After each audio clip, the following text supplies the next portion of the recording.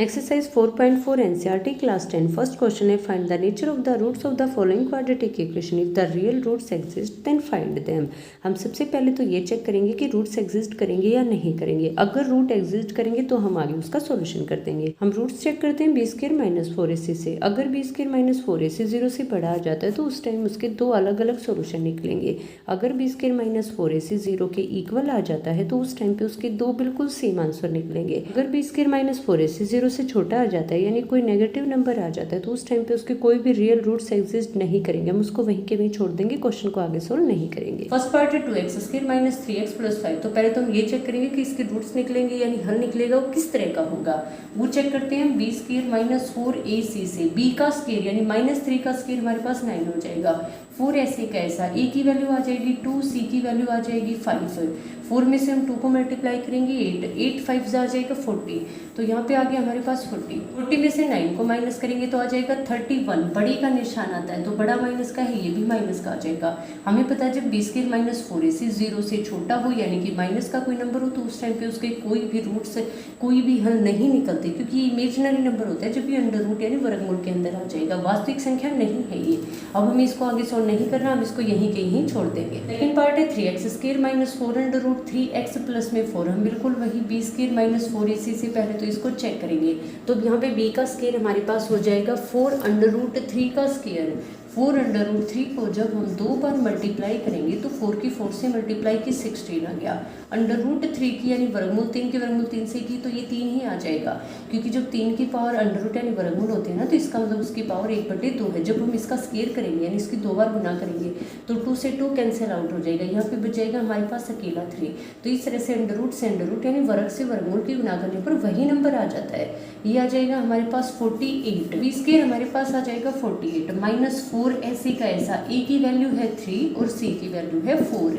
4 की 4 से मल्टीप्लाई की 16, 16 की 3 से मल्टीप्लाई की तो आ गया 48। 48 में से 48 को माइनस किया तो 0 आ गया। हमें पता है कि b² - 4ac जब 0 के इक्वल आ जाता है तो उसके दो बिल्कुल सेम रूट्स यानी दो बिल्कुल बराबर हल निकलते हैं। अब हम क्वाड्रेटिक फॉर्मूला यानी द्विघात सूत्र से इसको आगे हल करेंगे जो होता है -b plus minus under root b² - 4ac upon में 2a। अब b की जगह पे यहाँ हमारे पास है 4√3 माइनस ऐसे का ऐसा 4√3। ये भी किसका है माइनस का और ये फॉर्मूले वाला माइनस अलग है तो माइनस माइनस प्लस हो जाएगा। प्लस माइनस b² - 4ac हमारे पास पहले ही 0 के इक्वल आ चुका है अपॉन में 2a। a की जगह पे हमारे पास है 3। अभी 0 वाला पार्ट तो पूरा खत्म ही हो गया, ये प्लस हो गया। जब हम 2 को 4 से कैंसिल करेंगे तो ये आ जाएगा 2। यहाँ पे हमारा आंसर आ गया 2√3 अपॉन में 3। अब हमें पता है b² - 4ac जब 0 के इक्वल हो तो दो सेम सोल्यूशन निकलते हैं। हम इसी को 2 बार लिख देंगे। थर्ड पार्ट है 2x² - 6x प्लस में 3। हम b² - 4ac से इसको पहले चेक करेंगे तो b का स्क्वायर यानी 6 का स्क्वायर आ जाएगा 36 माइनस ऐसे कैसा 4 मल्टीप्लाई a की जगह पे आ जाएगा 2, c की जगह पे आ जाएगा 3। 4 2 = 8 और 8 3 = 24। यहाँ पे आ गया 24। 36 में से हम 24 को माइनस करेंगे तो ये आ जाएगा 12। यहाँ पे चाहे कुछ भी हो अगर प्लस का नंबर है यानी b² - 4ac 0 से बड़ा आ जाता है तो उस टाइम पे इसके दो अलग अलग सॉल्यूशन निकलेंगे। अब हम क्वाड्रेटिक फॉर्मूला यानी द्विघात सूत्र से इसके सॉल्यूशन भी निकाल देंगे। माइनस ऐसे कैसा b की जगह पे हमारे पास माइनस का 6 है तो ये माइनस माइनस प्लस हो जाएगा। Plus minus under root b² - 4ac हमने अभी अभी इसको निकाला है अंडर रूट 12 अपॉन में आ जाएगा 2 और a की जगह पे हम रख देंगे 2 तो ये आ जाएगा यहाँ पे नीचे 4। तो अंडर रूट से बाहर कोई नंबर आता है ना तो एक बार प्लस का हो जाता है और एक बार माइनस का हो जाता है। हम इसको एक बार प्लस का ले लेते हैं, एक बार माइनस का ले लेते हैं। पहले हम इसको प्लस का ले लेंगे। आपको इसको सोल्व करने का तरीका बताते हैं। आप जितने हो सकता है ना उसके टुकड़े कर लीजिए। जिसका जोड़ा बनता है वो तो बाहर आ जाएगा और जिसका जोड़ा नहीं बनता है ना वो अंदर हो जाएगा। अब यहाँ पे आ जाएगा हमारे पास 2 तो बाहर और अंदर बच गया अंडर रूट 3। 2 इसमें भी है 2 इसमें भी हम कॉमन ले लेंगे।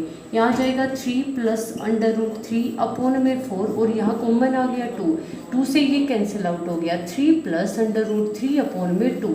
अब दूसरी सिचुएशन के अंदर हम यहाँ पे माइनस ले लेंगे तो ये हमारा सेकंड आंसर हो जाएगा। सेकंड क्वेश्चन है find the value of k for which of the following quadratic equation so that they have 2 equal roots. यानी कि 2 इक्वल रूट्स पहले से इसने कह रखा है कि हैं तो दो इक्वल रूट्स कब होते हैं? जब बी स्क्वायर माइनस 4ac 0 के इक्वल होता है। जो इक्वेशन हमें दे रखी है हम इसमें से बी स्क्वायर माइनस 4ac निकालकर उसको 0 के इक्वल रख देंगे तो हमारे पास k की वैल्यू आ जाएगी। फर्स्ट पार्ट है 2x square plus kx plus में 3। अब इसने क्वेश्चन में पहले ही कह रखा है कि 2 इक्वल रूट्स है यानी दो बराबर हल है। तो दो बराबर हल कब होते हैं?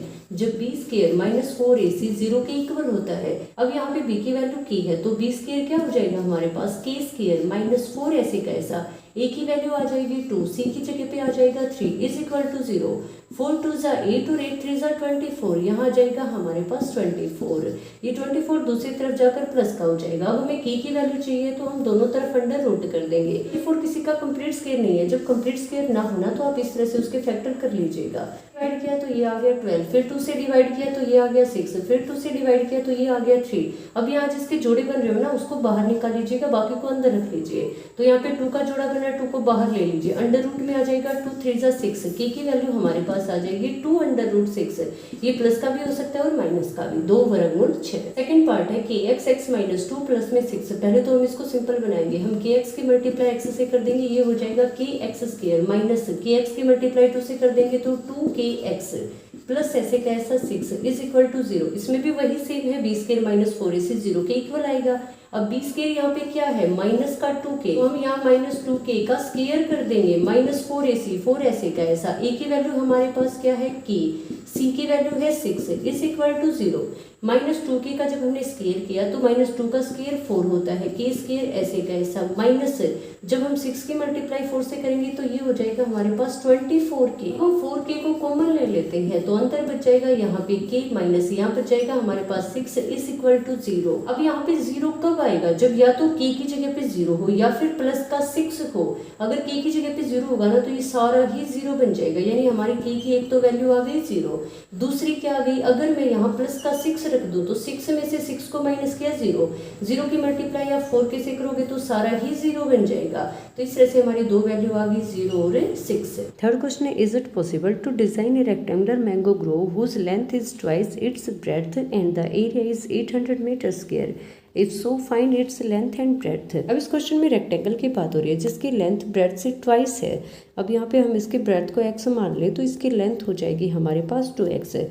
इसने क्या रखा है कि इसका जो एरिया है ना वो 800 मीटर स्क्वायर है। तो एरिया क्या होता है? Length multiply breadth. यहाँ पे हमारे पास ब्रेड्थ है x और लेंथ है 2x। लेंथ मल्टीप्लाई ब्रेड्थ यानी कि 2x multiply x is equal to area. Area कितना गिवन है? 800। 2x की मल्टीप्लाई हम x से करेंगे तो ये हो जाएगा हमारे पास 2x square is equal to 800। ये 2 दूसरी तरफ जाकर डिवाइड में हो जाएगा, ये कैंसिल हो जाएगा। जब हम 2 को 800 से डिवाइड करेंगे तो यहाँ पे आ जाएगा हमारे पास 400। अब x square is equal to 400 आ गया। हमें x की वैल्यू निकालनी है, हम दोनों तरफ अंडर रूट कर देंगे, स्क्वायर से स्क्वायर रूट कैंसिल आउट हो जाएगा। x की वैल्यू आ जाएगी हमारे पास 20 क्योंकि 400 किसका स्क्वायर है? 20 का। अब x को हमने ब्रेड्थ माना था, लेंथ इसकी ट्वाइस है यानी लेंथ हमारे पास हो जाएगी 20 को 2 से मल्टीप्लाई करेंगे 40।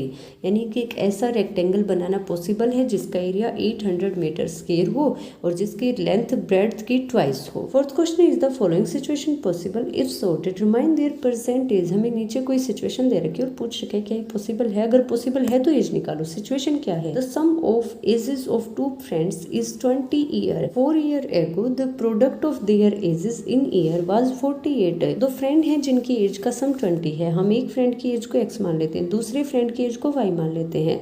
दोनों का सम इसने क्वेश्चन में कह रखा है 20। दूसरी सिचुएशन में कह रहा है 4 ईयर एगो यानी अब से 4 साल पहले। अब से 4 साल पहले दोनों ही 4-4 साल छोटे थे तो हम इसमें से भी 4 को माइनस कर देंगे और इसमें से भी 4 को माइनस कर देंगे। Product of their age was 48 यानी दोनों की जो एज थी 4 साल पहले उसका प्रोडक्ट यानी मल्टीप्लाई 48 के इक्वल थी। ये सिचुएशन हो गई। हम यहाँ इसके अंदर से अगर x या y की वैल्यू निकाल कर इसके अंदर पुट कर दे तो हमारे पास एक इक्वेशन तैयार हो जाएगी।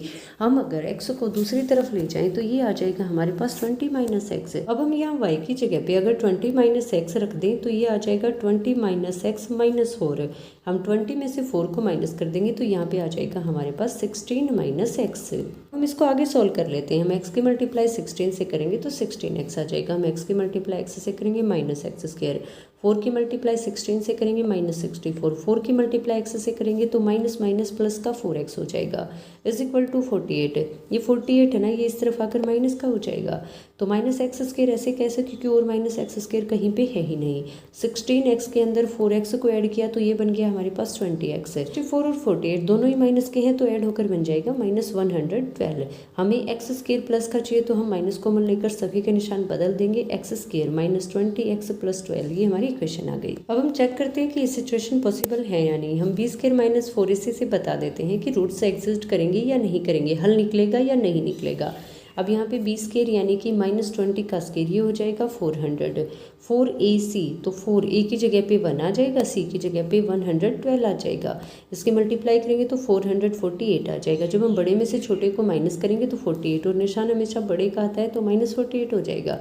अब ये एक नेगेटिव नंबर आ गया, तो जब b² - 4ac 0 से छोटा होता है ना, तो उस टाइम पे उसका कोई भी रियल रूट यानी कोई वास्तविक हल नहीं निकलता। ये सिचुएशन कभी भी पॉसिबल नहीं होगी, यानी ये स्थिति कभी संभव नहीं होगी। हमारा आंसर नो हो जाएगा। क्वेश्चन है, is it possible to design a rectangular park of parameter of 80 metre and area 400 metre square, if so find its length and breadth. हमें बताना है कि क्या ऐसा रेक्टेंगल पॉसिबल है जिसके अंदर पैरामीटर 80 मीटर हो और एरिया 400 मीटर स्क्वायर हो। अगर हम इसकी लेंथ को x और ब्रेड्थ को y मान ले तो हमारे पास एरिया क्या हो जाएगा, लेंथ मल्टीप्लाई ब्रेड्थ।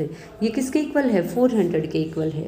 अब हम पैरामीटर देख लेते हैं। पैरामीटर क्या होता है, 2 × लेंथ + ब्रेड्थ। अब लेंथ यहाँ पे क्या है x, ब्रेड्थ यहाँ पे क्या है y, किसके इक्वल दे रखा है, 80 के इक्वल। इस 2 को अगर दूसरी तरफ डिवाइड में ले जाएं तो ये हो जाएगा 40, यानी हम कह सकते हैं कि x + y = 40। तो इस तरह से हमारे पास ये दो इक्वेशन बन जाएंगे। हम इसके अंदर से y की वैल्यू निकाल लेते हैं, ये x दूसरी तरफ जाकर माइनस का हो जाएगा। यहाँ पे हमारे पास y की वैल्यू हो जाएगी 40 - x। अब ये y की वैल्यू हम दूसरी इक्वेशन के अंदर रख देते हैं, ये x ऐसे का ऐसा, y की जगह पे हम रख देंगे 40 - x = 400। x की मल्टीप्लाई 40 से की तो ये बन गया 40x, माइनस x की मल्टीप्लाई x से की तो माइनस का x² = 400 आ जाएगा। इस x² और 40x को दूसरी तरफ ले जाएंगे तो ये हो जाएगा हमारे पास x² - 40x + 400, इक्वेशन बन गई। अब हम इस इक्वेशन में पहले तो ये चेक कर लेते हैं कि सिचुएशन पॉसिबल हो गई या नहीं, यानी b² - 4ac चेक कर लेते हैं हम। b का स्क्वायर यहाँ पे कितना हो जाएगा, 40 का स्क्वायर, ये आ जाएगा 1600 - 4ac, 4 मल्टीप्लाई a की जगह पे 1 है, c की जगह पे हमारे पास 400 यानी कि 400 है। 400 की मल्टीप्लाई 4 से की तो ये भी आ गया 1600 यानी कि 1600। 1600 में से 1600 को माइनस किया तो 0 आ गया। b² - 4ac जब 0 के बराबर आ जाता है तो दो बराबर सोल्यूशन निकलेंगे, यानी निकले तो गए लेकिन दो बराबर सोल्यूशन निकलेंगे। अब हम क्वाड्रेटिक फॉर्मूला से इसको सोल्व कर लेते हैं। -b, माइनस ऐसे का ऐसा, b की जगह पे क्या है हमारे पास माइनस का 40, माइनस माइनस प्लस हो जाएगा, प्लस माइनस √ b² - 4ac। अब b² - 4ac तो हमने पहले ही निकाल दिया, ये क्या हो जाएगा 0, तो ये पीछे वाला पार्ट खत्म हो गया। ये हमारे पास द्विघात सूत्र होता है जिससे आप डायरेक्ट आंसर निकाल सकते हो। अपॉन में 2a, a की जगह पे 1 है तो यहाँ नीचे 1 से मल्टीप्लाई कर देंगे। 40 अपॉन में 2 को 40 से डिवाइड करेंगे तो 20 यानी कि 20 आ जाएगा। तो हमारी यहाँ पे भुजा मतलब साइड कितनी हो जाएगी, 20 से। अब हमें पता है b² - 4ac जब 0 के बराबर हो तो दो बिल्कुल एक जैसे आंसर आते हैं, तो हम 20 को ही 2 बार लिख देंगे। हमारा आंसर एक स्क्वायर हो जाएगा जिसके सभी के सभी साइड 20 20 यानी 20 और 20 हो जाएंगे। तो अब इसका पैरामीटर यानी परिमाप कितना होगा, 80। और अगर हम इसके स्क्वायर की बात करें यानी एरिया की बात करें तो वो हो जाएगा हमारे पास 400 यानी कि 400। ये स्थिति संभव है।